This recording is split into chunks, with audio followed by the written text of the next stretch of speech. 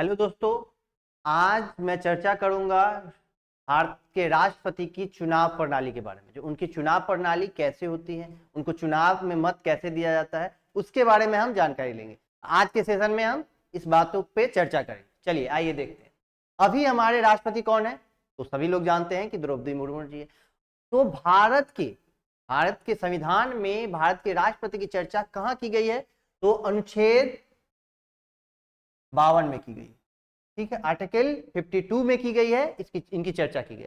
अभी कौन है, द्रौपदी मुर्मू जी हैं। कैमे पर राष्ट्रपति हैं, तो ये 15वें राष्ट्रपति अभी भारत के हैं।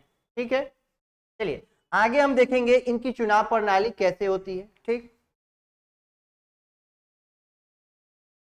इनकी चुनाव प्रणाली जो होती है वो एकल संकरणीय मत पद्धति के द्वारा होती है। ठीक है, अब वो एकल संकरणीय मत पद्धति क्या होती है, तो सबसे पहले भाइयों हमें जानना है कि इनके वोटिंग में ईवीएम का यूज नहीं किया जाता है। भारत के राष्ट्रपति का जो चुनाव होता है उसमें ईवीएम का यूज नहीं किया जाता, क्योंकि एग्जाम में क्वेश्चन पूछा गया है, तो हमें ये चीज याद रखने की जरूरत है। ठीक है, ईवीएम का यूज हम नहीं करते हैं।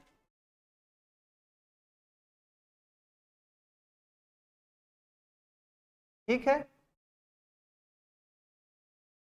इसका यूज नहीं होता है। इसमें क्या यूज होता है, तो इसमें यूज होता है ये बैलेट पेपर यूज होता है। ठीक है, अब बैलेट पेपर यूज होता है तो किन के लिए, कौन सा बैलेट पेपर होता है ये भी जान लीजिए। तो हमारे जो एमएलए होते हैं, हमारे होते हैं, उनके लिए एमएलए जो हमारे होते हैं उनके लिए जो बैलेट पेपर होते हैं वो पिंक कलर का बैलेट पेपर होता है। ठीक है, और जो हमारे एमपीज होते हैं, मेंबर ऑफ पार्लियामेंट जो होते हैं, उनके लिए ग्रीन कलर का बैलेट पेपर होता है। ठीक है, इनके लिए कौन सा होता है, तो पिंक होता है। ठीक है, इनके लिए कौन सा होता है, तो इनके लिए ग्रीन होता है। ये चीज ध्यान रहे, क्योंकि एग्जाम में ये भी क्वेश्चन पूछा गया। तो ये सेशन जो है वो आपके एग्जाम और पॉइंट ऑफ व्यू से बहुत ही ज्यादा लाभदायक है, तो वीडियो को स्किप मत कीजिएगा। ठीक है, ठीक, इतना जान गए। अब आप कहेंगे सर तो वोटिंग कैसे होता है, सबसे बड़ी बात तो ये है, सही बात है, वोटिंग कैसे होता है।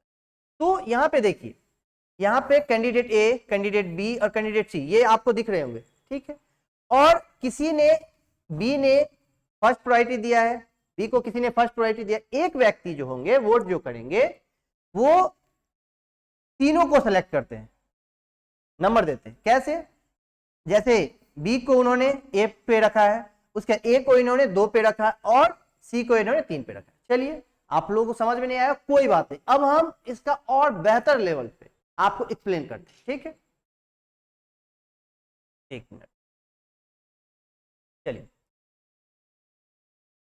यहां पे करते हैं। अब इनका वोट कैसे होता है वो देख लेते हैं। तो एग्जाम्पल के लिए मैं एग्जाम्पल अच्छा ले रहा हूं, ठीक है, क्योंकि इनमें क्या होता है कि 51% वोट आपको आनी चाहिए। 51% वोट जो है सो आपको आनी चाहिए। ठीक है, अब एग्जाम्पल के लिए 4 कैंडिडेट है, ए बी और सी और डी।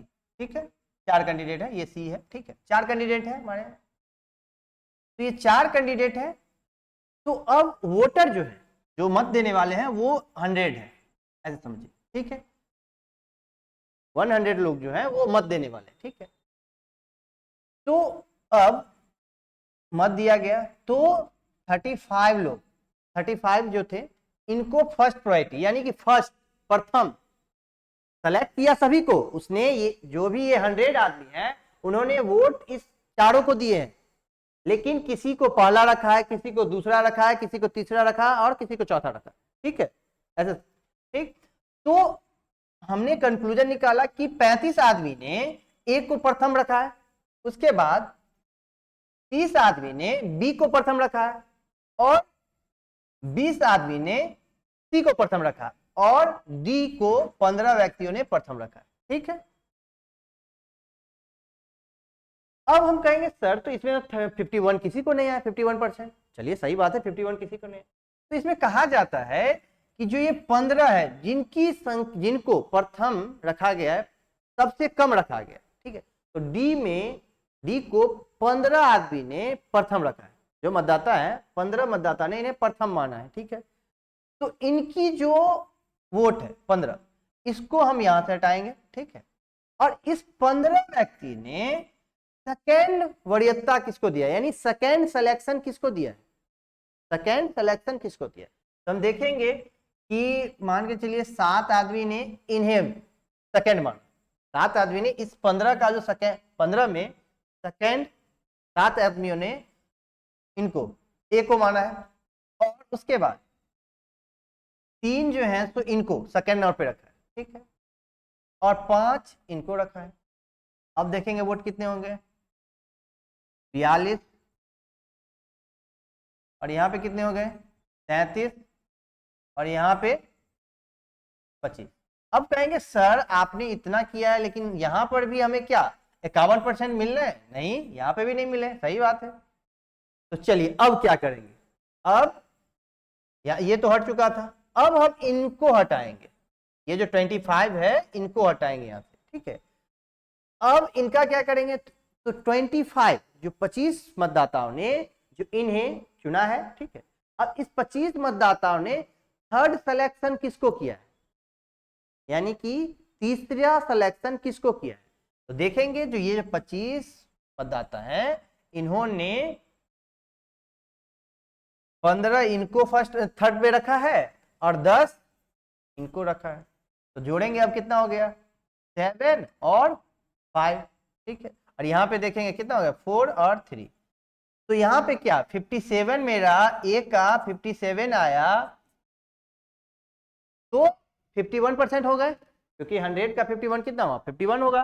अब देखिए तो विजेता कौन हुए 57। समझ में आई बात? अगर समझ में नहीं आया हो तो इस YouTube के माध्यम से मुझे कमेंट करें, मैं एक्सप्लेनेशन आपको अच्छे से और बता दूंगा, ठीक है। नहीं तो फिर दोबारा आप वीडियो को देखेंगे तो आपकी समझ में आ जाएगी, ठीक है। इसके बारे में कहीं पे भी डाउट हो तो आप कमेंट कर सकते हैं, ठीक। और इसके बारे में चर्चा कहां पे की गई है, तो हमारे भारतीय संविधान के अनुच्छेद 55 में इनकी चुनाव प्रणाली की बात की गई है। जो हमारी चुनाव प्रणाली कैसे होंगी इसकी बात हमारे अनुच्छेद 55 में की गई, ठीक है। चलिए, और इनका ये बॉक्स रहता है, इसी बॉक्स में बैलेट पेपर में जैसे वोट कंप्लीट होने के बाद ये पेपर जब फिल कर देंगे तो उसके बाद इसमें वो अपना बैलेट पेपर डाल देते हैं, ठीक, ऐसे होता। तो यहाँ पे ईवीएम का यूज नहीं होता है, ठीक है। ये क्वेश्चन बार बार पूछा गया एग्जाम में, जो क्या राष्ट्रपति के चुनाव में ईवीएम का यूज हुआ है, नहीं। तो ये चीज ध्यान रखने के लिए, ठीक है। अब देखिए कि एमएलए जो वोट देते हैं उनको कैसे बांटा गया है, उसका क्या फॉर्मूला है। फिर एमपी जो वोट दिए हैं, एमपी के द्वारा जो वोट दिया जाता है उनके क्या फॉर्मूला है, ये आप देखेंगे, ठीक है। कहीं पे भी कोई डाउट हुआ हो तो आप मुझे कमेंट करके बता देंगे, ठीक है। चलिए, ये मेरा CS एकेडमी का यूट्यूब चैनल है, इसे लाइक कर दीजिए। अगर वीडियो बहुत ही अच्छा लगा हो तो इसे लाइक करें, सब्सक्राइब करें और शेयर करना ना भूलें, क्योंकि ये वीडियो बहुत ही महत्वपूर्ण है, तो आपके दोस्त इससे वंचित न रह जाए, इसके लिए आप ये वीडियो अपने दोस्तों को भेजेंगे, ठीक है। Thank you. चलिए।